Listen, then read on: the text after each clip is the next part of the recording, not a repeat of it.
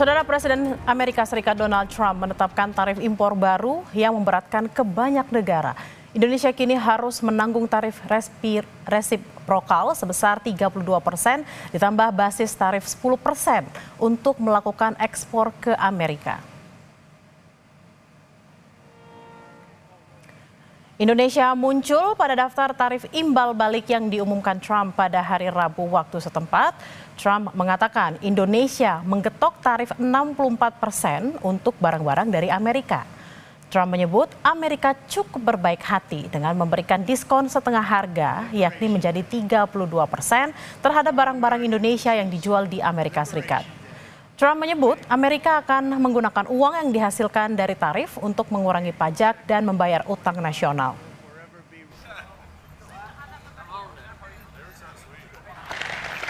In a few moments, I will sign a historic executive order instituting reciprocal tariffs on countries throughout the world. Reciprocal, that means they do it to us and we do it to them.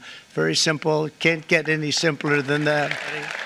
We will supercharge our domestic industrial base. We will pry open foreign markets and break down foreign trade barriers. And ultimately, more production at home will mean stronger competition and lower prices for consumers. This will be indeed the golden age of America. It's coming back. We're going to come back very strongly. Melalui rilis tertulis, Kantor Komunikasi Kepresidenan menyatakan ada 3 gebrakan yang telah disiapkan oleh pemerintah. Adapun 3 gebrakan yang diambil pemerintah diantaranya adalah yang pertama, memperluas mitra dagang Indonesia.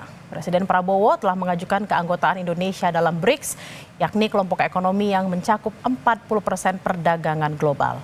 Kedua, mempercepat hilirisasi sumber daya alam yang selama ini seringkali diekspor dalam bentuk bahan mentah. Dan yang ketiga, saudara, memperkuat resiliensi konsumsi dalam negeri.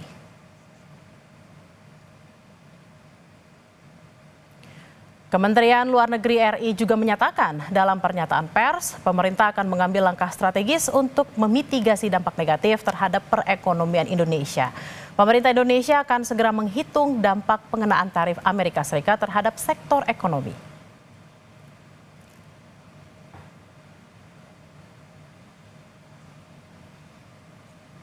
Sementara itu, saudara, Kementerian Koordinator Ekonomi dalam siaran persnya juga menyatakan Indonesia telah menyiapkan sejumlah langkah strategis dan terus berkomunikasi intensif dengan Amerika Serikat.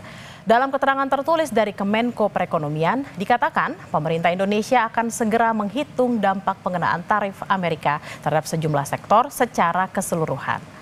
Pemerintah juga akan melakukan komunikasi dengan pemerintah Amerika Serikat, termasuk mengirimkan delegasi tingkat tinggi ke Washington DC untuk melakukan negosiasi ulang dengan pemerintah Amerika Serikat.